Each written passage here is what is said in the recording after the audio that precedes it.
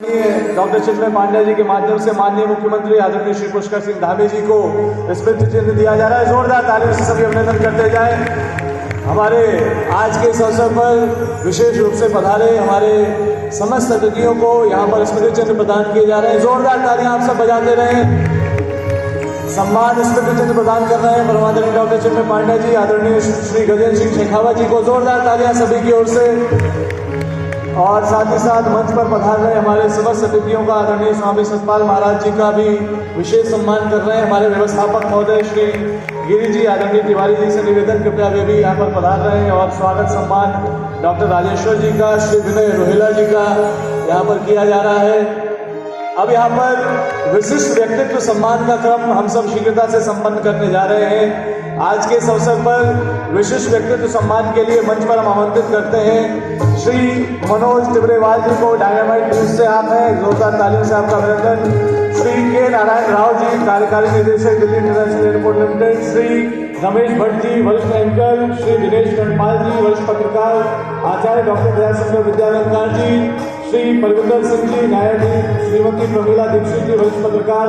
श्री सुनील राय जी, विशिष्ट व्यक्तित्व सम्मान मंच पर यहाँ पर किया जा रहा है। आप सभी और हम सभी एक बार दोनों हाथों पर जोरदार तालियों से अभिनंदन कर रहे हैं सभी का। सभी हमारे गायत्री परिजनों से निवेदन होगा कि वे अपने स्थान पर ही बैठे रहेंगे। अभी ये क्रम आगे चलेगा। आप सभी विधिवत अपने स्थान पर अभी बने रहेंगे। स्व अनुशासन की जो मिसाल आप हमेशा पेश करते हैं, एक बार दोनों हाथों उठा के जोरदार तालियां अपने लिए बजाएं। और अतिथियों का अभिनंदन हम कर रहे हैं। परम पूज्य गुरुदेव ने सदैव से युग प्रतिभाओं को कहा कि अपनी प्रतिभा, योग्यता, क्षमता सबको किसी न किसी रूप में हमें समाज के लिए लगाना है। और समाज के लिए लगाने के उस भाव से हम सभी यहाँ पर प्रतिभाओं को सम्मानित कर रहे हैं। और सम्मान है आप सभी का, हमारे सभी समय दान करने वाले गायत्री परिजनों का, श्रम दान करने वाले गायत्री परिजनों का, अंशदान करने वाले गायत्री परिजनों का। आइए एक बार थोड़ा जोरदार तालियों से अभिनंदन। आप सभी अपने स्थान पर अभी बने रहेंगे। ये क्रम अभी यूं ही आगे चल रहा है। कुछ महत्वपूर्ण उद्घोषणाएं हैं और कुछ महत्वपूर्ण मार्गदर्शन का क्रम है। तो हमारे सभी यहाँ पर गायत्री परिजन जो बैठे हैं वो अपने स्थान पर बने रहेंगे। आइए हम सभी परम वंदनीय माता जी की जन्म शताब्दी, अखंड दीपक के अवतरण की जन्म शताब्दी, परम पूज्य गुरुदेव की तप साधना की जन्म शताब्दी, इस पूरे के पूरे क्रम को, इस ऐतिहासिक त्रिवेणी आयोजन को हम भावपूर्वक होता देख रहे हैं। आइए देव शक्तियों को नमन करते हुए इस क्रम में आगे बढ़ेंगे। लेकिन आप सभी गायत्री परिजन बैठे रहेंगे। अभी कुछ आगे के महत्वपूर्ण उद्घोषणा एवं सूचना एवं कुछ उद्बोधन के क्रम होंगे। आप सभी अपने स्थान पर बने रहेंगे।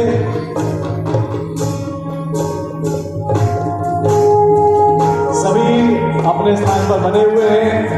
हमारे बीच से हमारे मुख्य अतिथि और विशिष्ट अतिथि महोदय कुछ पलों के लिए अगले क्रम में प्रस्थान करें। एक बार पुनः से जोरदार तालियों से आदरणीय श्री पुष्कर सिंह धामी जी का, आदरणीय श्री गजेंद्र सिंह शेखावत जी का हम सब आभार और धन्यवाद कर रहे हैं।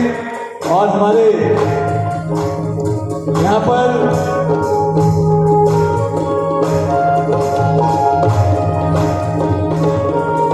सभी अपने स्थान पर बने रहे। आइए अब हम इस क्रम में यहाँ पर हमारे बीच एक बड़े ही प्रतिष्ठित व्यक्तित्व, जिन्होंने सच्चे अर्थों में भारतीय संस्कृति और भारतीयता को जन जन तक पहुंचाने का शानदार पुरुषार्थ किया है।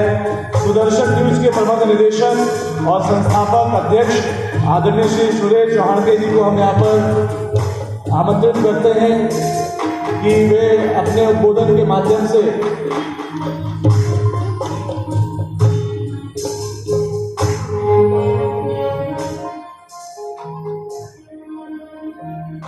आदरणीय श्री सुरेश चौहान जी से निवेदन है कि यहाँ पर कुछ शब्द आपके भाव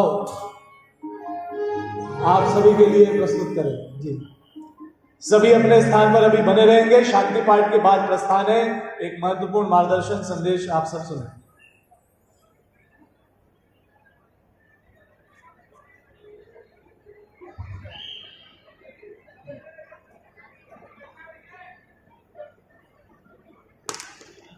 भारत माता की 80 देशों से गायत्री पुत्र मंच के सामने हैं। 80 देशों की एम्बेसी दिल्ली में है, उनको आवाज जाना चाहिए कि गायत्री के एम्बेसडर यहां भी है। गायत्री माता की, गौ माता की, गंगा माता की, भारत माता की। मैं कार्यक्रम में थोड़ा मेरे संबोधन के समय के बाद पहुंचा, लेकिन चिन्मय जी ने कहा कि बोलकर ही जाना है, तो मैं आज आप सभी गायत्री पुत्रों के सामने पहले तो ये 100 वर्ष पूर्ण होने के कार्यक्रम में आपको हमको उपस्थित रहने का सौभाग्य मिला, इसलिए भगवान का धन्यवाद व्यक्त करता। हमारे यहां पर ऐसा मानते हैं कि कहां पहुंचना है, कब किसने कहां जाना है, किसके मिलना है, ये सब कुछ पहले से तय होता है ना।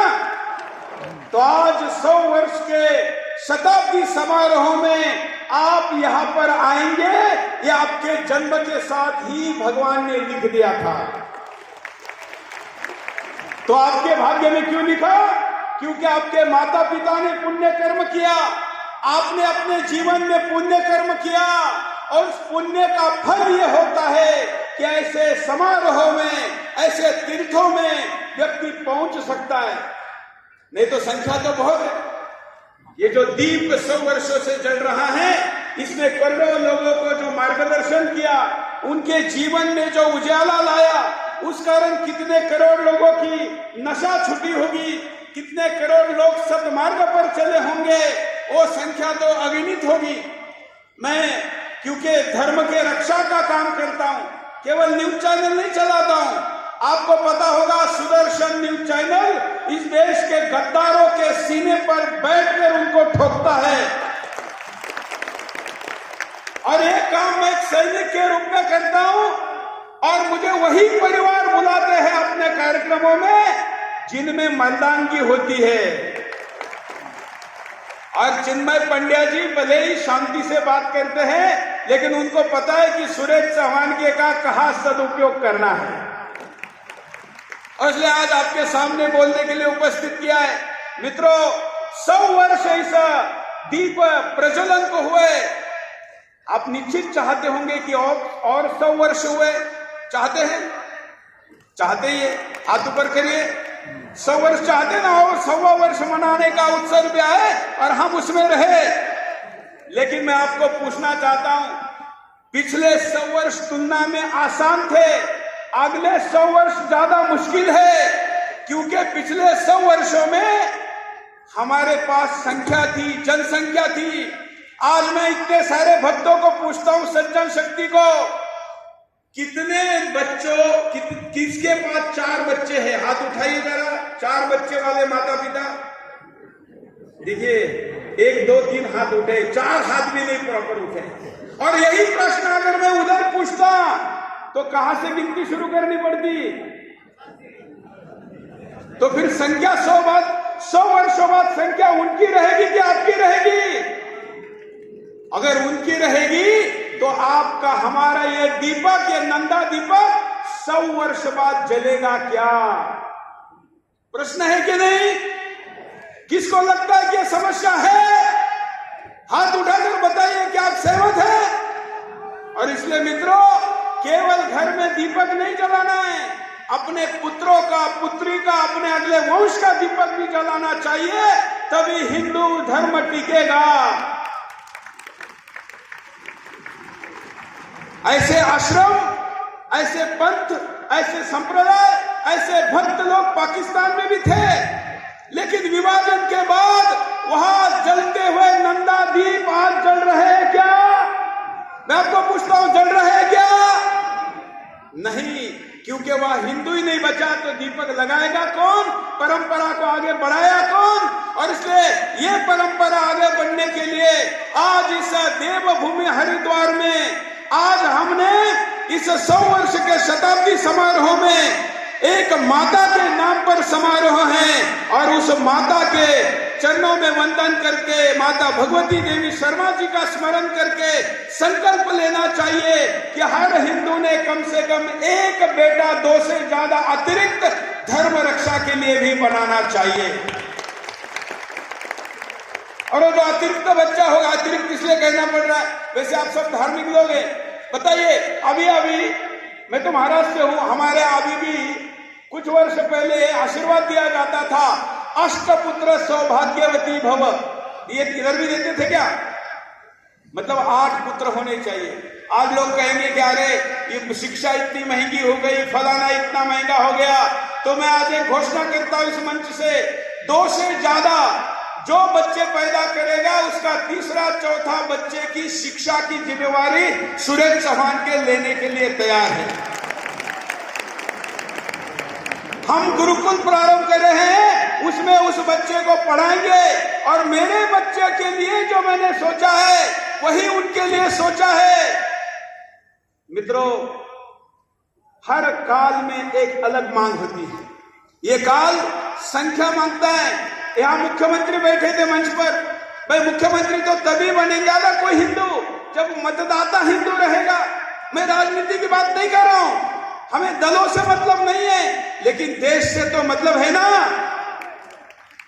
सोचिए, अगर